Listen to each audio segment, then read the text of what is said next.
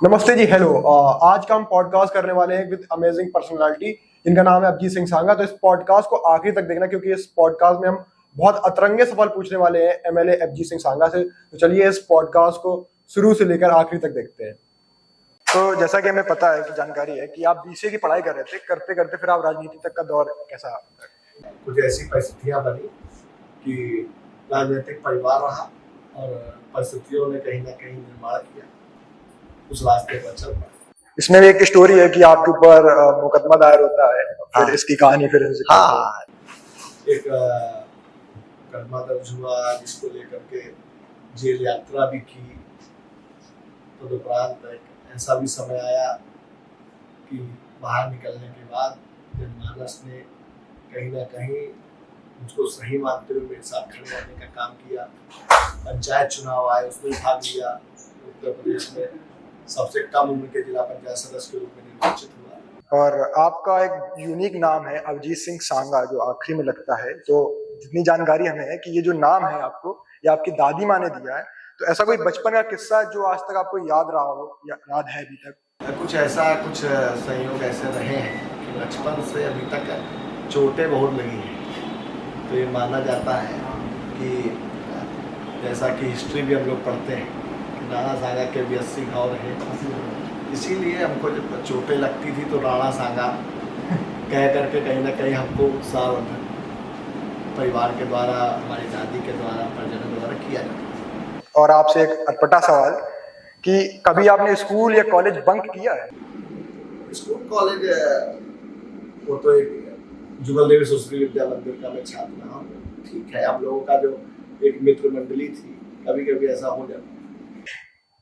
और आपने आपके जो बचपन के दोस्त हैं, जैसे जो कॉलेज या स्कूल के दोस्त हैं, आज भी उनसे आप कनेक्टेड हैं या आप सबसे डिस्कनेक्ट हो चुके हैं? नहीं, सभी मेरे मित्र हैं, मुझसे लगातार जुड़ाव रखे हुए हैं। कभी कभी मैं कम समय दे पाता हूँ, लेकिन वो भी मुझसे बात कर लेते हैं। और बहुत से ऐसे मित्र हैं जो निरंतर मेरे हर संघर्ष में मेरे साथ हैं। दोस्ती की कोई ऐसी जो आज टिप है जो आज की युवा में ज्यादा देखने को मिलती दोस्ती यारी, तो कुछ ऐसा टिप?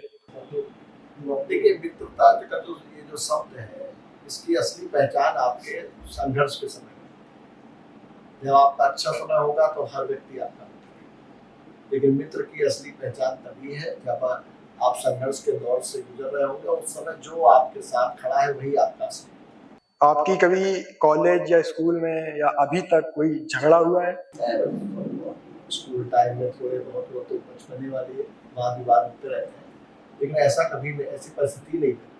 अब ऐसा सवाल पूछने जा रहा हूँ, पता नहीं पूछना चाहिए कि नहीं चाहिए। जैसे हम लोग सुनते हैं कि उसकी टिकट कट गई, इसकी टिकट कट गई, तो ये कौन डिसाइड करता है कि इसकी टिकट कटेगी और इसको टिकट मिलेगी? ये तो देखिए, भारतीय जनता पार्टी से संबंधित हम लोग हैं, और भारतीय जनता पार्टी एक विश्व का सबसे बड़ी लोकतांत्रिक पार्टी। टिकट देना न देना ये नेतृत्व का विषय है, लेकिन हाँ इतना जरूर है कि हमारे यहाँ कमल का फूल चुनाव होता है। जिसको भी टिकट मिलता है उसको भारतीय जनता पार्टी का एक कार्यकर्ता चुनाव लड़ता है और जिताने का काम।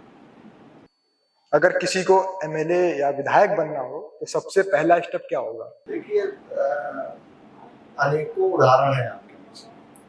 बहुत से ऐसे भी उदाहरण हैं जो भाग्यवश बहुत कम संघर्ष करके भी सफलता पाए हैं।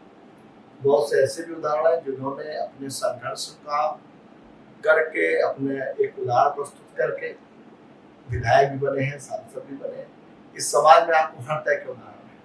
आप किसको आत्मसात करना चाहते हैं, ये आपका विषय है। जैसा कि लोगों का सोचना है कि आपके काफिले में 2-3 गाड़ी फॉर्च्यूनर स्कॉर्पियो चलती हैं, तो कितना आप कमा लेते हैं कि वो गाड़ी चल जाती है? देखिए, अब आपको बताएं, ये पूरा जो आप व्यवस्था देखते हैं, राजनीतिक व्यक्ति जिसके पास संगठन नहीं है, संगठन मतलब उसके पास लोग नहीं, उसके शुभचिंतक नहीं, हमको तो ये भी नहीं पता होता है कि सुबह हम किस गाड़ी में बैठने जा रहे हैं। आज मैं बहुत सौभाग्यशाली हूँ, मुझसे धनवान नेता उत्तर प्रदेश और कानपुर में बहुत हैं, हर तरीके से सशक्त लोग भी हैं। लेकिन मैं इस मामले में धनवान हूँ कि मेरे साथ जुड़े हुए हमारे सब छोटे भाई, बड़े भाई, पूरी टीम, ये चिंता वो स्वयं करती है कि हमको कितनी गाड़ियों से चलना है, किस गाड़ी से चलना है।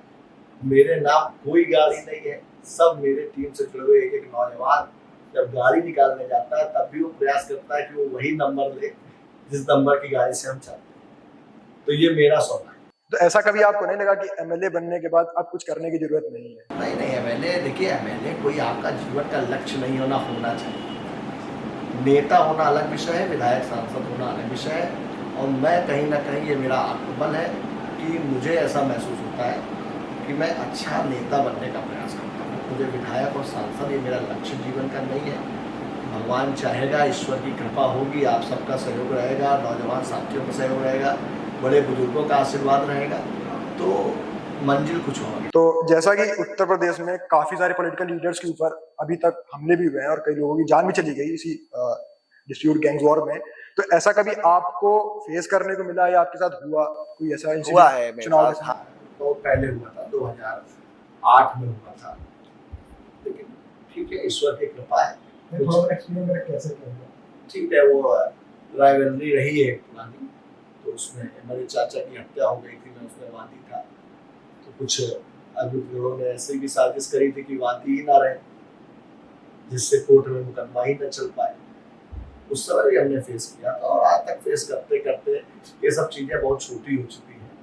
अपने आप में ईश्वर पर भरोसा रखते हुए न्याय की लड़ाई लड़ता हूँ और जीवन में लड़ता हूँ। तो आपका लाइफ का ऐसा कौन सा मोमेंट था कि जब आपको लगा कि अब कुछ नहीं है? सबसे लोवेस्ट पॉइंट आपका अभी तक का कौन था? ऐसा मुझे कभी नहीं लगा। ईश्वर ने एक मुझको ताकत दी है, वो मेरा बल है।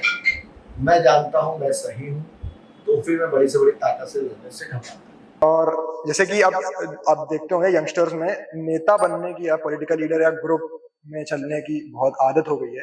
तो अगर किसी को politics as a career choose करना हो तो क्या चूज कर सकता है? फ्यूचर है इसमें? देखिए, वही मैंने कहा आपसे, अगर शॉर्टकट, एक बहुत बड़ी प्रॉब्लम है हमारी न्यू जनरेशन के साथ। सब चीजों को जल्दी चाहते हैं, शॉर्टकट चाहते हैं, समय नहीं देना चाहते। राजनीति एक ऐसा क्षेत्र है, आप जब तक इतिहास को नहीं पढ़ेंगे तब तक आप राजनीति के बारे में नहीं जान पाएंगे। चाहे आपने इस देश की आजादी के इतिहास को आप पढ़ लें, या इस विश्व में जो अनेकों ऐसे आंदोलन हुए उनको पढ़ने का आप काम करें। शॉर्टकट से आप विधायक और सांसद तो बन सकते हैं, नेता नहीं बन सकते। आपको पद यात्रा करनी होगी, आपको जनता के बीच में जाना होगा, आपको बहुत सी सुविधाओं को छोड़ना होगा। जब आप जनता के दर्द को जानेंगे, जनता को, आपको किसानों का दर्द पता होगा, आपको युवाओं का दर्द पता होगा, आपको ये पता होगा कि आपके ग्रामीण परिवेश में, शहरी क्षेत्र में कहाँ क्या संकट, क्या क्या समस्याएं देखने को मिल रही है, तभी तो आप नेतृत्व कर पाएंगे। और केवल बड़ी बड़ी गाड़ियों से घूम लेना, कुर्ता पैजामा पहन लेना, रेबैन का चश्मा लगा लेना, गले में मोटी जंजीर बांध लेना, हाथों में अंगूठियां पहन लेना, मैं नहीं मानता। ये खुद को धोखा देने का काम ऐसे नौजवान कर रहे हैं, और कहीं ना कहीं इसका परिणाम आने वाले समय में नई पीढ़ी को देखने को मिलेगा, जब हम लोग एक अच्छे नेतृत्व के लिए तरसेंगे। अब जैसे नए युवा है, विधायक जी आ गए, उनके साथ फोटो खिंचाने के बाद गाना लगाते हैं यार तेरा गुंडा तेरे, तो उस पर क्या आप कहेंगे? देखिए, ये एक दौर है, एक दौर है। एक समय टीवी आई थी तो लोग अपने यहाँ पूरा एक टीवी लग जाता था, पूरे गांव के लोग एक टीवी में टीवी देखते थे। एक समय टेलीफोन आ गया तो लोग उसी टेलीफोन से में आनंद लेते थे। फिर एक समय वो एमएमएस के लिए आ गया, वो क्या बोलते हैं, पेजर, उससे आनंद लेते थे। अब धीरे धीरे ऐप्स बढ़ रहे हैं, मोबाइल, इंस्टा और इस तरीके के नए नए ऐप हैं। ये देखिए, मेरा तो मानना है कि जो नौजवान ज्यादा अपने आप को सोशल मीडिया में समय दे रहे हैं, सोशल प्लेटफॉर्म में समय दे रहे हैं, और अच्छी चीजें ना अर्जन करके गलत रास्ते पर में अपने आप को धोखा देने का काम, अपने आप को धोखा देने का काम। ठीक है, सोशल मीडिया का इस्तेमाल करिए अच्छे, उसमें इंस्टाग्राम का इस्तेमाल करिए अच्छे रास्ते पर चलने के। मुझे लगता है कहीं ना कहीं भ्रमित है, और ये समय आने पर समय से बड़ा कोई मगर नहीं, और सब सीख जाएंगे, सब समझ जाएंगे। मोदी जी कह रहे हैं कि मोदी की गारंटी, तो इसे एक्सप्लेन कर दो कि आखिरकार मोदी की गारंटी है क्या? देखिए, मैं बार बार कह रहा हूँ, मोदी की गारंटी के बारे में अगर आपको समझना है तो आपको 2014 के मोदी जी की राजनीतिक यात्रा से आपको समझना। मोदी जी प्रधानमंत्री बनने के बाद सबसे पहले उन्होंने जनधन अकाउंट्स खोलने का काम किया। आपके देश के हर नागरिक का अकाउंट होना चाहिए। उसके लिए आप पहले अकाउंट खुलता था, उसमें कुछ पैसा डालना होता था, ये जीरो बैलेंस का अकाउंट खोलने का काम किया। हर योजना का लाभ सीधे आपके डीबीटी के माध्यम से आपके अकाउंट में पैसा आने लगा। पूरे देश में हर गरीब के घर में शौचालय बनवाने का काम किया गया। हर कच्ची छत को पक्का छत बनाने का एक प्रयास लगातार ये केंद्र और प्रदेश सरकार कर रही है। प्रधानमंत्री आवास योजना, मुख्यमंत्री आवास योजना, उज्ज्वला योजना ला करके गैस सिलेंडर हर माताओं बहनों तक पहुंचाने का काम किया गया। इस तरीके से किसान सम्मान निधि है, 6,000 रुपए हर किसान के खाते में वर्ष में भेजने का काम किया गया। अनेकों ऐसे उदाहरण, अनेकों योजनाएं मैं आपको बताऊंगा तो आप यही गारंटी, आप ये समाज के हर वर्ग के पास उसको उसका अधिकार मिले, ये प्रयास मोदी जी कर रहे हैं। और वही मोदी जी की गारंटी है कि हम अगर प्रधानमंत्री फिर बनेंगे तीसरी बार, तो जो मूलभूत सुविधाओं से अभी हमारा समाज कहीं ना कहीं संतुष्ट नहीं हो पाया है, उसको हम लोग संतुष्ट करने का काम करेंगे। तो जब आप चुनाव लड़ते हैं तो जी। आपका क्या माइंड ऑफ व्यू रहता है या पॉइंट ऑफ व्यू रहता है कि हम चुनाव लड़ेंगे पर्टिकुलर क्षेत्र से, तो वहाँ क्या करेंगे? मतलब देखिए, हमारा जो प्रथम पंचवर्षीय रही है, फर्स्ट टेन्योर रहा है, मेरा प्रयास था कि मेरी बिठूर विधानसभा के जो मार्ग थे, एक ऐसा सहयोग है कि मुझे एक ऐसी विधानसभा मिली हुई जो कानपुर विधानसभा की सबसे जर्जर विधानसभा थी। भौगोलिक रूप से कानपुर पूरे जनपद को पार करके ही हम लोग एक कोने से दूसरे कोने जा सकते हैं, पूरे कानपुर के ट्रैफिक को पार करके दूसरे कोने में जा सकते हैं। सड़कें बहुत टूटी हुई थी, जर्जर थी। मैं दावे के साथ कह सकता हूँ कि जो काम 50 वर्षों में सड़क को लेकर के हमारे क्षेत्र में नहीं हुआ, वो मात्र 5 वर्षों में हमने कराने का काम किया। चाहे वो हमारा भौती से भौती खेड़ा होते हुए सुरादुल वाला मार्ग हो, या भौती से ढेला मऊ वाला मार्ग हो, चाहे किसान नगर से बिजनू मार्ग हो, चाहे पकड़ी किसान सिवली वाला मार्ग हो, चाहे आज हमारा सलिगवा से पिपरगावा जाने वाला मार्ग हो, ये अनेकों ऐसे मार्ग हैं जो बिल्कुल जर्जर थे, आज वो एक सुंदर मार्ग के रूप में देखे जा रहा है। और ये मेरा कॉन्फिडेंस है, मेरा मानना है। जैसे आज आप देख सकते हैं गंगा बैराज से बिठूर वाला मार्ग बन रहा है, 150 करोड़ की लागत से हमारे क्षेत्र में रिंग रोड बन रहा है। तो ये मैं तो कहूँगा सौभाग्य, एक ऐसी सरकार हमको मिली हुई है जो हमारी हर मांग को तुरंत मान लेती है, पूरा करने का काम कर रही है। और फर्स्ट टेन्योर में हमने अपने क्षेत्र में सड़कों पर क्रांतिकारी काम किया है।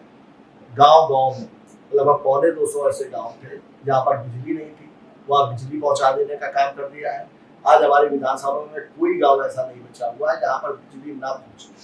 जहाँ विधायक नहीं थे तो बहुत से ऐसे गांव थे जहाँ हम जाते थे तो वहाँ पहली एक मांग रखी जाती थी कि हमारे गांव में बिजली पहुंचे। तो आप युवाओं के बीच में काफी फेमस है और इंस्टाग्राम पे भी आपका काफी अच्छा दबदबा है। जिस तरीके से आपका विधायकी में दबदबा बिठूर में उसी तरीके, तो उसका क्या मतलब? ठीक है, नौजवान उसको खूब स्नेह करता है, खूब मेरे हर संघर्ष में मेरे साथ रहता है, और कहीं ना कहीं वो मेरे अंदर जो विश्वास देखता है, मेरा भी प्रयास रहता है कि उस विश्वास में पूरा करने का प्रयास करूं। नौजवान हो, बड़े बुजुर्ग हो, माताएं बहनें, सबका एक आशीर्वाद मुझको मिलता है।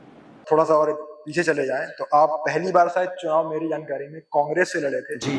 फिर आप उसमें हार भी गए थे, तो आपको ऐसा नहीं लगा था कि अब छोड़ देते, हार हो गई यार? या देखिए, हार और जीत ये आपका एक संवैधानिक पैमाना है, मैं उसको हार नहीं मानता। मुझे उस दौर में 52,000 मत प्राप्त हुए। आज अगर उस दौर में मुझे 52,000 मत ना प्राप्त हुए होते तो आज मैं यहाँ ना बैठा। जो व्यक्ति संघर्ष करेगा, सफलता उसको निश्चित रूप से मिलेगी। मैं बार-बार कहता हूँ, कोई शॉर्टकट नहीं है। आपको जमीन पर उतरना होगा, आपको पदयात्रा करनी होगी, गांव-गांव जाना होगा। समाज का हर वर्ग आपके लिए इंतजार कर रहा है। कहीं ना कहीं उसके मन में ये नेताओं के प्रति जो आज अविश्वास पैदा हुआ है, वो इसीलिए पैदा हुआ है क्योंकि हम लोग नेता लोग केवल वोट मांगने चुनाव के समय जनता के बीच में, ये समस्या को दूर जिसे हम लोग कर देंगे। नेता तो बहुत सम्मानित नाम है, इसको लोगों ने एक मजाक का विषय बना लिया है। कभी लोग नेता के नाम पर मजाक करते हैं, जोक्स सुनाने वाले लोग नेता के नाम पर मजाक करते हैं। मैं कह रहा हूँ, नेतृत्व करने वाला ही नेता कहा जाता है। नेतृत्व करने के लिए आपको त्याग करना पड़ेगा। वो त्याग करने की स्थिति में आज की तारीख में हम लोग को लोग और नेतृत्व करने वाले नहीं दिखते हैं, इसलिए आज इस पद की गरिमा नहीं।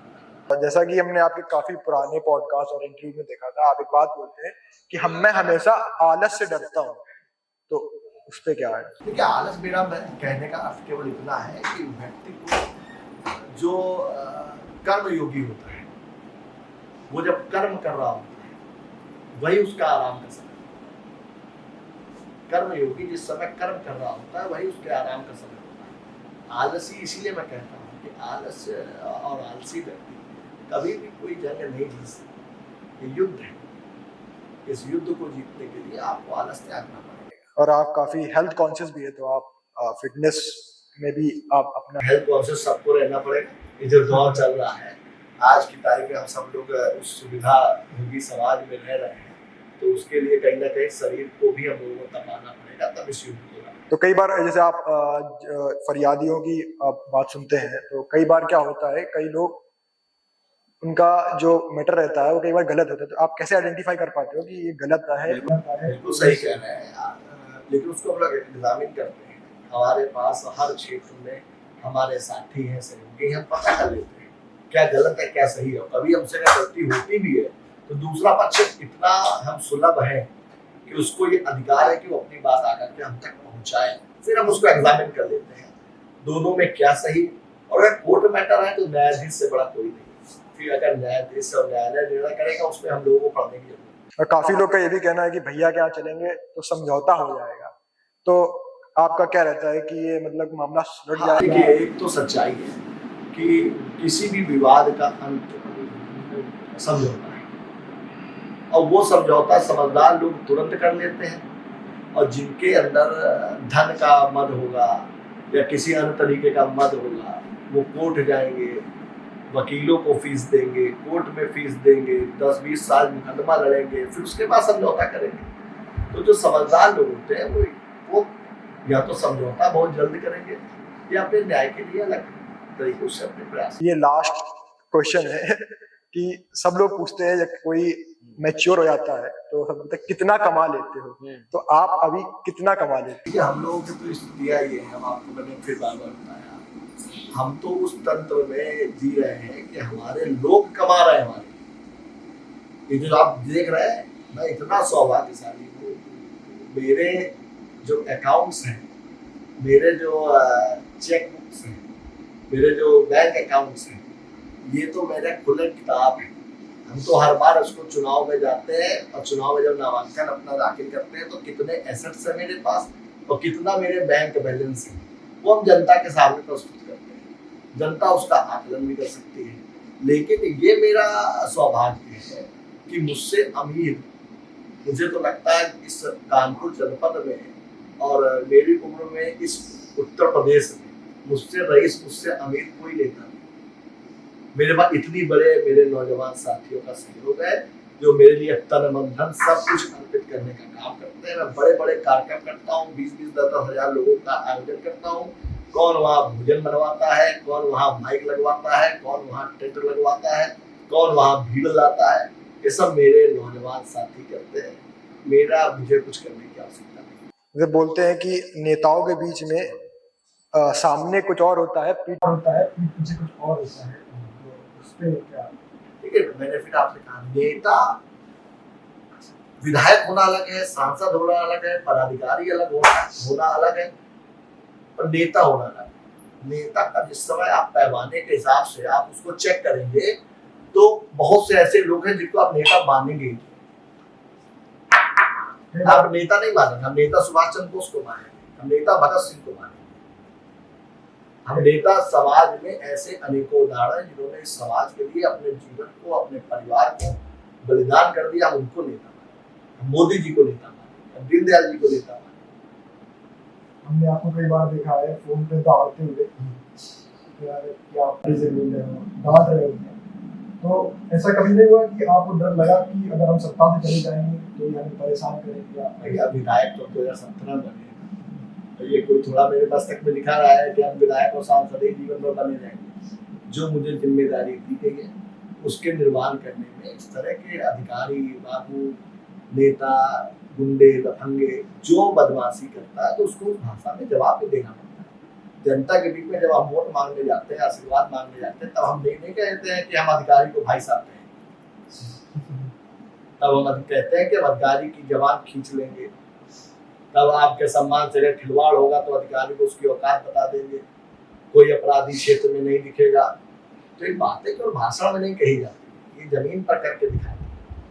आज हमारे क्षेत्र में मैं कह सकता हूँ, दावे के साथ कह सकता हूँ कि इस तरह के असामाजिक तत्व ये बात जानते हैं कि इस क्षेत्र के अगर देश के चौकीदार मोदी जी हैं, प्रदेश के चौकीदार योगी जी हैं, तो बिठूर विधानसभा के चौकीदार अभिजीत सिंह सागा है, जो उनके हक की लड़ाई को किसी भी हद तक रोकने का प्रयास करते हैं। जैसा कि आपका उत्तर प्रदेश के साथ साथ काफी जिलों में नाम बड़ा सा जिला है, तो आपके नाम को कुछ लोग डिफेम करने की भी कोशिश करते हैं, तो उसको आप कैसे डील करेंगे? देखिए, ये आप समझिए, स्वयं में जब आप सही हो तो इस तरह के षड्यंत्र होंगे, इस तरह के आरोप लगेंगे, कहीं कोई इस तरह की घटनाएं दुर्घटनाएं होंगी जिनको आपको फेस करना है। जब आप स्वयं में सही हो तो आप बड़ी से बड़ी समस्या को फेस कर लोगे।